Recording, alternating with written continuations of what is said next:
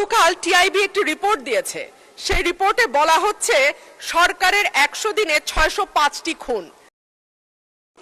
সরকারের প্রথম 100 দিনে দেশে হত্যা, অপহরণ সহ বিভিন্ন অপরাধে উদ্বেগজনক হারে ঘটেছে বলে দাবি করছে ট্রান্সপারেন্সি ইন্টারন্যাশনাল বাংলাদেশ।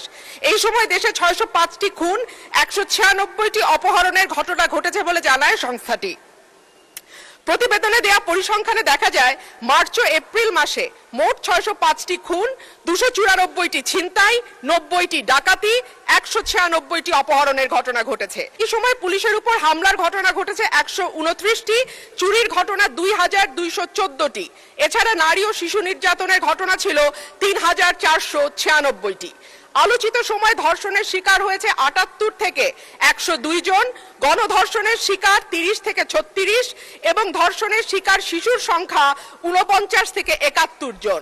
মাননীয় স্পিকার, আমাদের এই পরিসংখ্যানটি স্পষ্ট করে দেয় বাংলাদেশে গত 3 মাসে আইন শৃঙ্খলা পরিস্থিতির অবস্থা কি, যে এই সরকারটি কতটুকু সফল।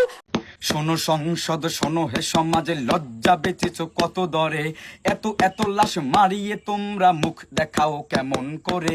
কি জবাব দেবে সেই বাবাকে যে বেঁচেও রইল মরে? আর কতকাল লেকচার দেবে কাঠের চশমা পরে? যে মায়ের গেছে সেই মা জানে ভরা কোল খালি হবার মানে।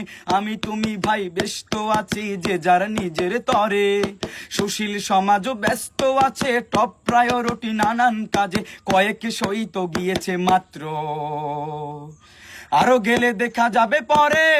হে মালিক তুমি রহম করো, আমরা বড়ই গুনাহগার, মোদের পাপের শাস্তি প্রভু ফুলগুলোকে দিও না আর। বিধাতা তোমার কাছে ফরিয়াদ, তুমি তো বড়ই মেহেরবান, এ জাতিকে দাও হেদায়াত, তুমি রক্ষা করো এই বাগান।